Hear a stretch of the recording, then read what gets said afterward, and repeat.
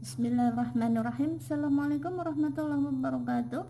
Ketemu lagi dengan saya Siti Maksuma. Untuk kali ini kita belajar metopen ya. Tapi jangan lupa sebelum itu klik like, subscribe, share, komen, dan juga tekan tombol lonceng.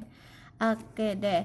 Untuk kali ini kita akan belajar metopen. Udah sampai ke gambar rangka pemikiran, atau yang bilang rangka pemikiran, atau yang bilang kerangka pemikiran, dan juga hipotesis gitu ya. Oke. Kalau kita berbicara tentang kerangka pemikiran dan juga hipotesis, itu kita tergantung pada judul penelitian kita gitu ya.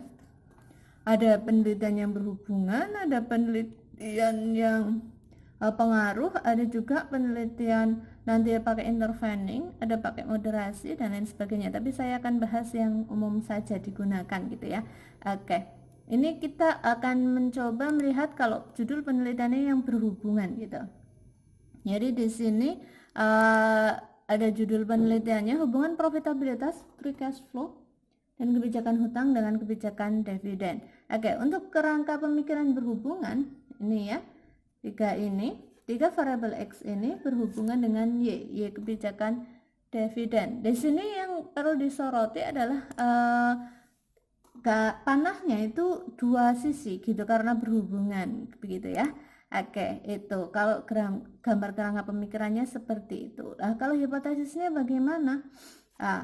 Untuk membuat hipotesis yang berhubungan berarti satu, misalkan ini kan ada X-nya 3, jadi nanti ada 3, 1, 2, 3 gitu. Hubungan profitabilitas dengan kebijakan dividen. Nah, kalian nanti bahas nanti dasar secara teori apa. Kemarin kan secara teori sudah ya, landasan teorinya boleh diambil dari situ. Terus dasar penelitian terdahulu yang menunjukkan bahwa X-nya yang profitabilitas berhubungan dengan kebijakan dividen. Jadi nanti dicuplik dari penelitian-penelitian terdahulu yang sudah ada kemarin gitu ya. Tapi khusus untuk hipotesis satu ini HA1, nanti penelitian terdahulunya ya yang tentang profitabilitas gitu ya. Satu variabel per variabel gitu.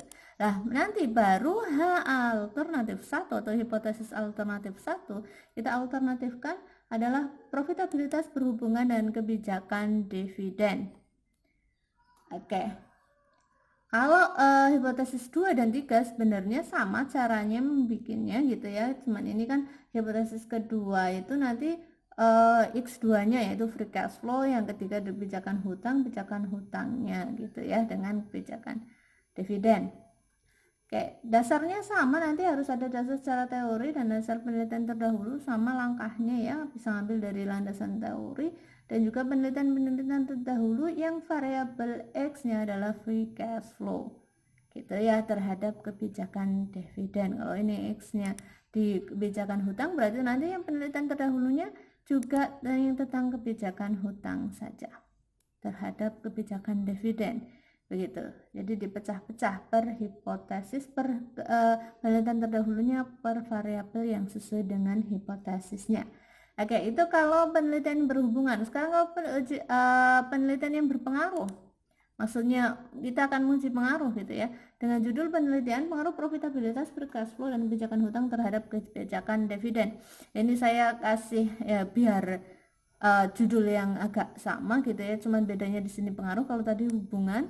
Kalau hubungan berarti dengan, kalau pengaruh itu ya terhadap gitu ya.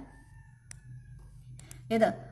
Kalau gambar kerangka pemikirannya ini tiga variabel X ini profitabilitas, free cash flow, kebijakan hutang itu berpengaruh terhadap kebijakan dividen. Itu panahnya adalah satu sisi, satu arah gitu ke variabel Y-nya gitu. Itu bedanya. Kalau hubungan tadi dua arah. Hipotesisnya bagaimana? Sama, karena ada 3X gitu ya. Nanti misalkan kita cuma mau menguji secara parsial gitu, nanti bikin 3. Kalau nanti ada ini, kalau kita mau uji secara parsial saja, nanti kalau secara simultan ada misalkan gambar kerangka pemikirannya, berarti nanti dibikin kotakan lagi di sini yang besar di sini mencakup 3 variabel X ini. Oke, saya pause dulu aja. Oke, ini kalau pengaruh secara simultan, ini di kolom semua 3 variabel X ini, dan panahnya tetap ke kebijakan dividen. Ini untuk membedakan bahwa ini simultan, sebaiknya ya kalau saya dikasih titik putus-putus garisnya gitu ya. Oke, jadi hipotesisnya di sini untuk hipotesis kita menghipotesiskan yang pertama itu pengaruh profitabilitas secara parsial terhadap kebijakan dividen. Oke, dasarnya secara teori sama seperti tadi dan juga dasar penelitian terdahulu bila diambil dari sebelumnya gitu ya, tapi yang variabel X-nya profitabilitas saja. Oke, karena dan kita hipotesiskan hal alternatif satu adalah profitabilitas secara parsial berpengaruh terhadap kebijakan dividen. Oke. Untuk hipotesis kedua dan tiga sama ya, seperti hipotesis pertama, cuman ini beda variabel X-nya free cash flow, dan yang ketiga kebijakan dividen secara parsial semua. Nah, yang keempat ini nanti adalah pengaruh profitabilitas free cash flow dan juga kebijakan hutang terhadap kebijakan dividen itu secara simultan. Jadi bedanya di yang keempat itu secara simultan. Jadi HA4-nya itu pengaruh profitabilitas free cash flow dan kebijakan hutang secara simultan berpengaruh terhadap kebijakan dividen gitu ya. Itu kalau pengaruh. Nah, sekarang kalau ujian intervening. Kalau intervening kita contohkan di sini pengaruh profitabilitas terhadap kebijakan dividen dengan likuiditas sebagai variabel intervening. Intervening itu ada perantara.